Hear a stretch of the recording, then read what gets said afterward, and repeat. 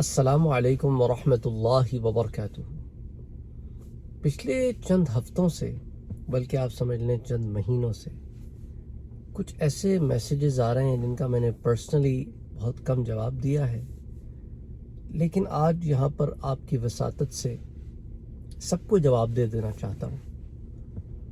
تاکہ اب ایک ایک کو انڈیویجولی جواب بھیجنے کے بجائے سب تک یہ میسیج پہنچ جائے تو بیٹر رہے گا، تاکہ آگے بھی کسی کا اگر یہ لائے عمل ہو تو اس کے لیے آسانی ہو جائے گی۔ بڑی عجیب نوعیت کی بات ہے، نام میں کسی کا نہیں لوں گا، اور لوگوں نے مجھے کامنٹ کیے کہ ہم آپ کو گالیاں دیتے تھے اور آپ جانتے ہیں، اور ہم برملا آپ کے چینل پہ آ کے آپ کی ویڈیوز کے اوپر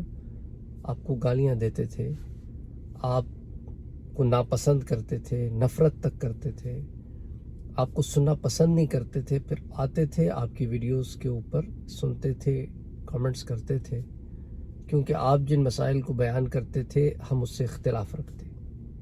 اس لیے آپ نے جن جن چیزوں کو بیان کیا جن سے ہمیں اختلاف ہے تو ہم نے بڑی شد و مت کے ساتھ بڑے سخت الفاظ میں آپ کی مزاحمت کی، آپ کو گالیاں دیں، بڑی بڑی گالیاں دیں، لعنتیں دیں، لیکن آپ نے کبھی پلٹ کے جواب نہیں دیا۔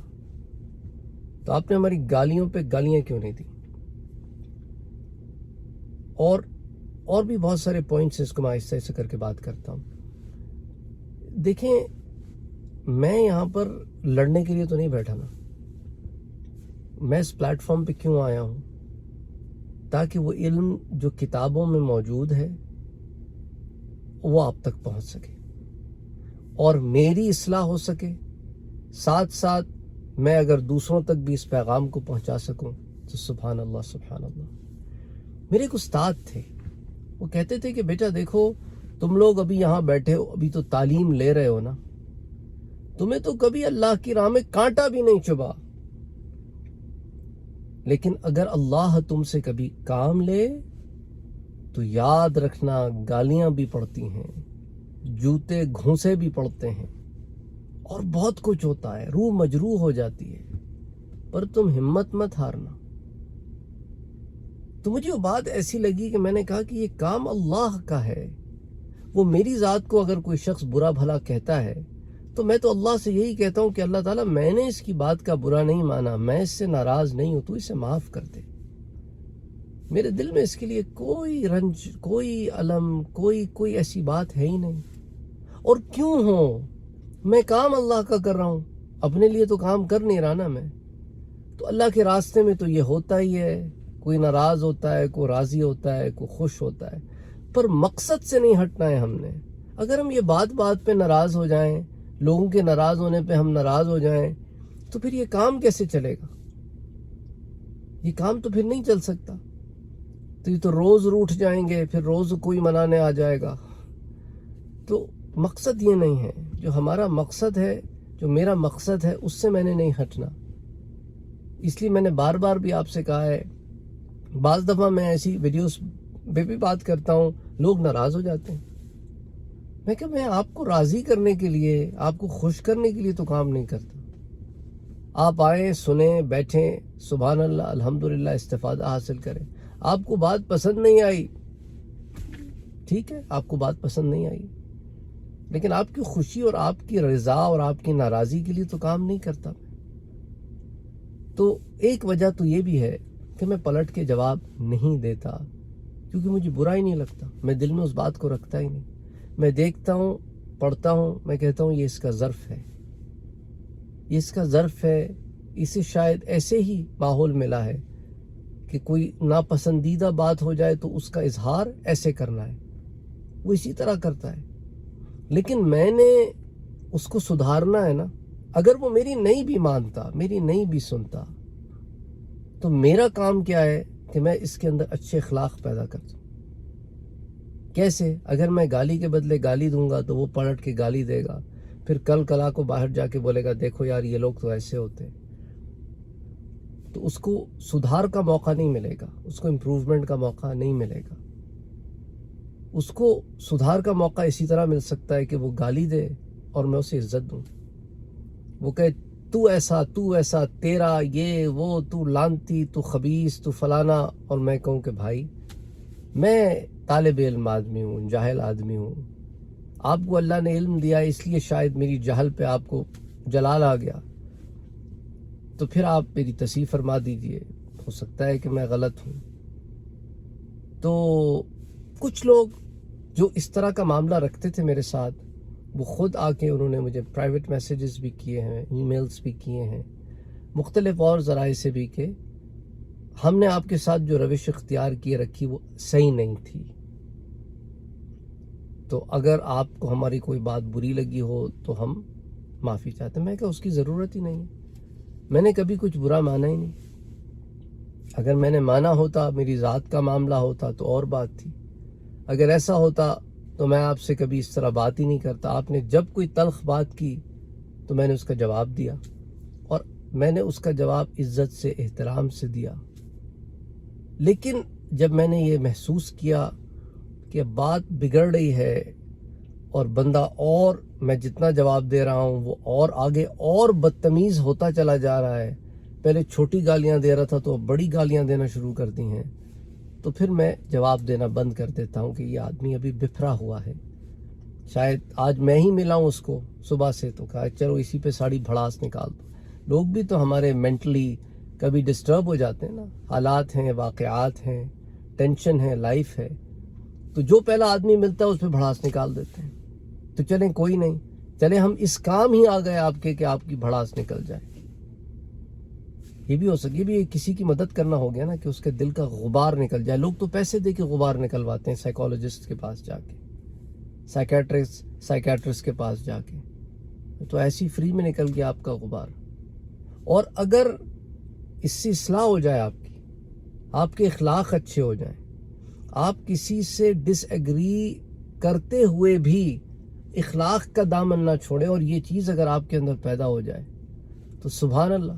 یہ تو ایک بہت اچھی عادت آپ کے اندر پیدا ہو گئی۔ اور یہ سارا معاملہ جو ہے نا میرا بھائی، یہ سب اللہ کی طرف سے، اللہ کے فضل و کرم سے ہے۔ میں نے ہمیشہ آپ سے کہا ہے کہ میں جو کیا ہے، جو کرتا ہوں، اللہ کے فضل سے جو کروں گا